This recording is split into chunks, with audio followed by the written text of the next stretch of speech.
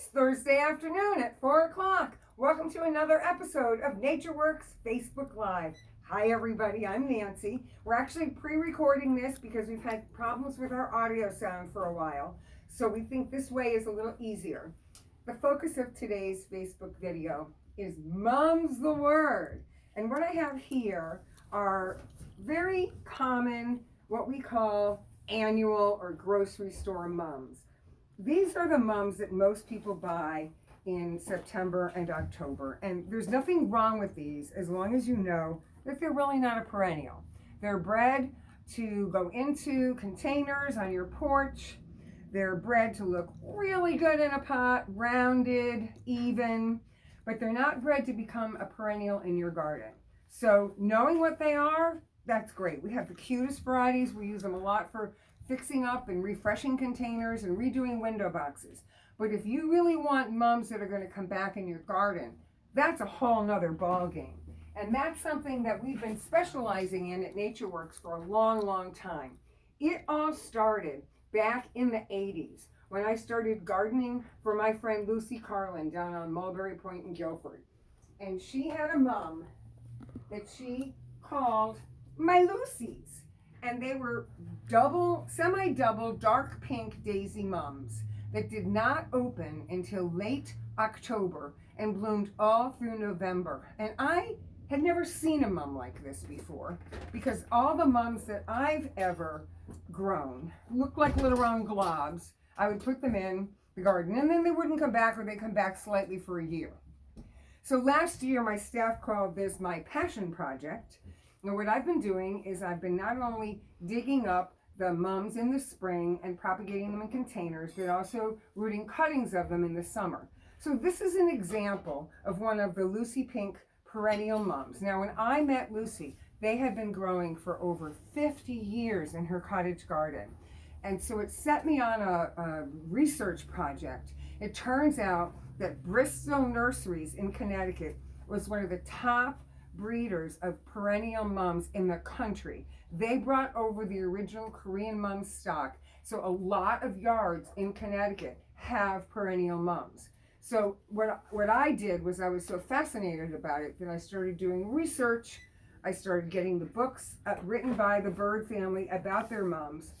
And I said to Lucy, I want to get this in the trade. Now Lucy's been gone for decades, and Lucy's pink mum is now in the trade. And all I can tell you is that it's a beautiful pink, and it won't be in bloom for at least 3 to 4 weeks. You look really closely, you can see the buds are still tight. That's the beauty of this plant. You can get bouquets from this when everything else mum-wise is done, practically everything else is done in your garden. Mums like these spread very well, and the old-fashioned way of dealing with them was to dig them in the spring and move pieces of them around your yards and trade them with your friends. So everybody I've given my Lucy's Pink to, all my friends, we all call each other up when they're blooming because we remember her. So that's where I got started with perennial mums.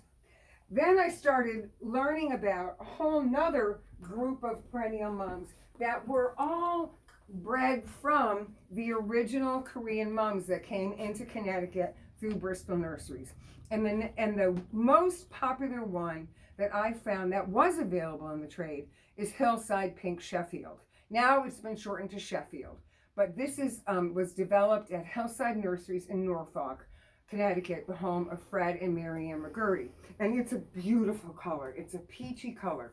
And the characteristic of these perennial mums is that you pinch them in June, give them a hard cut back.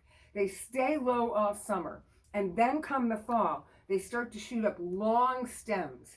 And they bloom in mid to late October, which is different than anything else you would think of as a mum. And you can see with these long stems how good they're going to be for cutting. Now this one's much further along than Lucy's, but still hasn't quite opened yet. Another one in this category is Cambodian Queen. Again, you can see the habit of this. Long stems for cutting, okay? Beautiful stems that shoot up once you've given it that pinch in June. I was just at a garden this afternoon that had a bed of Cambodian Queen mums as big as this room. It had been in there for probably 10 years. So now think of what you could do for cutting flowers from something like this. The other thing that's nice about this, when I brought the mums, we're videoing in the shop today because the wind is so heavy outside, you wouldn't be able to hear me speak. But the other thing that's amazing is I brought bees in with me. We put them out already, but they love these late mums. They're really good for the late pollinators. Now, anybody that's been listening to me talk or reading the email for years knows that I'm a real nut for succession of bloom. So before Sheffield and before Cambodian Queen, there's a lot of other perennial mums that bloom. This group here is called mammoth mums. And I discovered mammoth mums. These four are examples of mammoth mums. I discovered these probably about 8 or 9 years ago. And at the time they were called my favorite mums. And I realized that they were different. They were very round. They didn't grow really tall. They bloomed a full month to a month and a half earlier than the Korean hybrids like Sheffield or Cambodian Queen. Some of them even started in late August, and they were true September bloomers.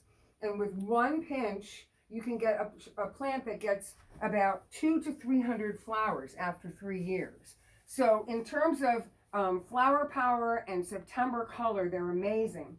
This one is lavender pink daisy mammoth mum, and this is done almost here in this pot. In my garden, I have a little bit more buds coming, but it's been blooming for 6 weeks in my front foundation planting, and I paired it with Aster lateriflorus Lady in Black, and I put that picture in the email last week. These are two of the classic colors, the daisy coral and the daisy red, and you can again see these are almost done. So these are really earlier blooming than any of these others I will show you, which is great because one plant, once it's in the ground, takes up a lot of space and it makes your garden so easy to care for. This year, the new color is called Mammoth Maya's Mango. And this is a spider version and a spoon version, actually. The petals have like a spoon effect. Again, the first, they come out a darker color, change, and morph to a lighter color. These will be, again, a late August, September bloomer, good cut flower, low growing plant, doesn't have the long stems of the Korean hybrids. Some of the varieties of the mammoth mums have already gone by. We've sold them all. There's a yellow one, there's some purple ones. So that's a whole nother category. And they were also bred near the Chicago area. So they were bred in a very cold country. The next category that I'm really excited about are the Minnesota mums. And the Minnesota mums look a lot more like traditional mums that you would think of that are now we consider annual mums. These were bred in Minnesota, which is a very cold state. In fact, right now, I think they're in a frigid deep freeze. So these are hardy all the way north into zone 3 or 4. The difference between the way these grow and when they bloom with the mammoth mums or Sheffield or Cambodian Queen is that with a good hard cut back in June, they're more rounded. They don't have quite the long stems. Many of them come in colors you don't see in these others, such as this gorgeous grape color, the bright yellow, the deep red. These are varieties that I'm always looking for. Last year, I took Min Ruby home. I took a bunch of Min Rubies home because I'm really missing a deep red in my garden, and they all came back. They didn't run along the ground like a Korean mum does, but they came back bushy, and I have been weaving their flowers into arrangements. So these are 4 colors of the Minnesota mums, bred in Minnesota, and they're just a really great addition to the perennial mums. Now, for many years, we were carrying perennial mums called global warming mums. They were bred in northern Vermont, 15 miles south of the Canadian border, so named global warming because they would bloom in late October and November as the falls lingered longer with climate change. They were meant to feed our late pollinators, and they do. There isn't a late blooming mum that you see here that won't be covered with pollinators when it's blooming. The global warming mums, we have been trying to get stock of those for the last couple of years and haven't been able to. But I did some research and I found out that the daughter of the man that introduced them has bred her own line. And I grabbed some of these. This is the second year I've had these. And they're all different. One is called Raspberry Sorbet. And you can see the similarity to the Korean mums. Very long, tall stems, the first to bloom. Then we have Campfire Glow, which is almost like an orange color. This one I'm very excited about. This one's coming home with me. Again, a hard pinch in the center, big long stems for cutting. Brandywine Sunset looks the most like the variety, the old global warming variety, Autumn Moon, which I have in my garden. And then there's Coralligraphy, which is very tight, very short. I'm very curious to see how that's going to look. And you can see they look really different than your annual mums. All of these have sprouts coming out of the bottom, and they'll run along the ground. So it's really neat to have all these choices in perennial mum colors. This one here came in from one of my Long Island growers who selected it. It was a natural sport, and he has named it Tequila Sunrise.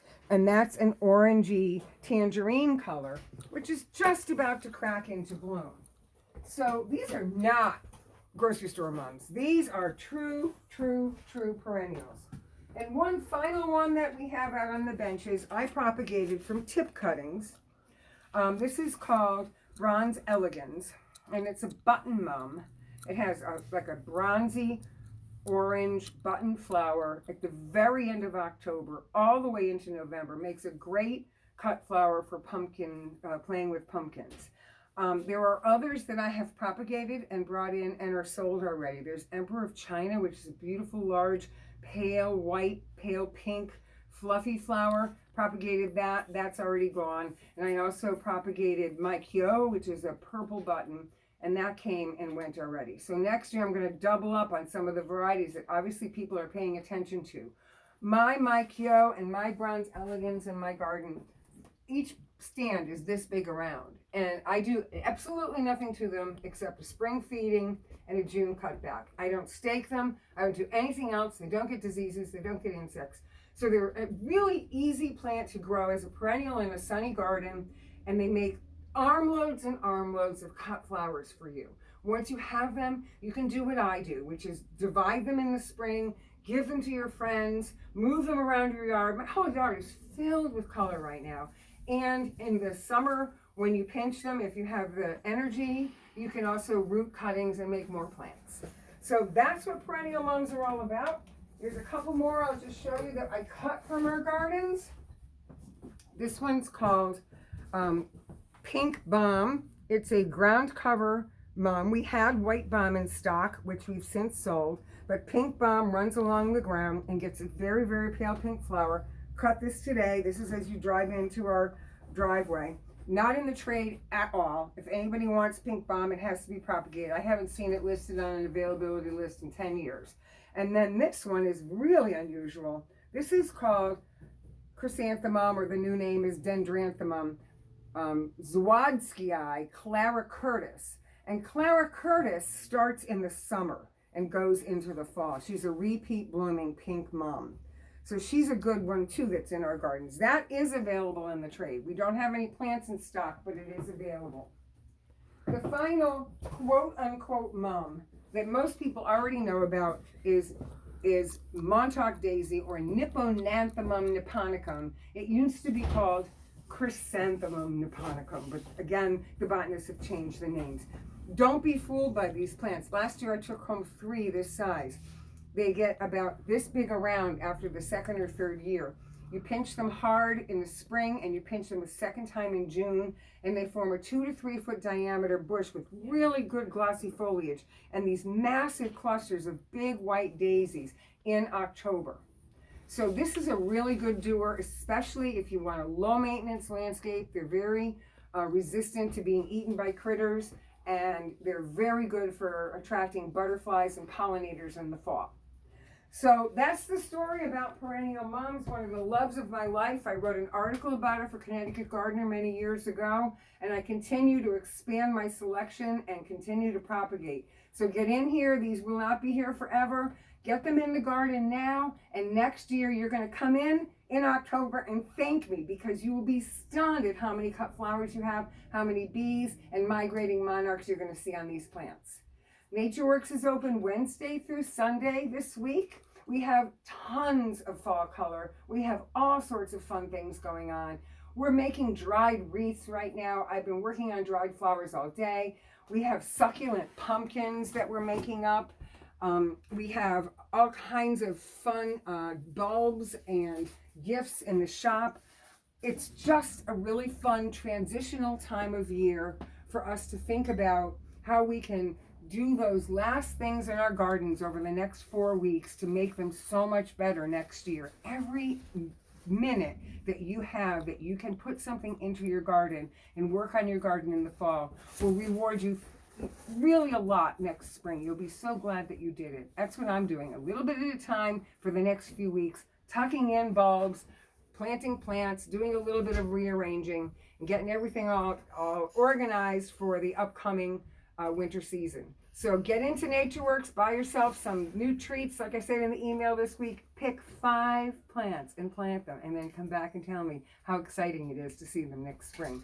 This is Nancy from NatureWorks saying, see you later. Bye.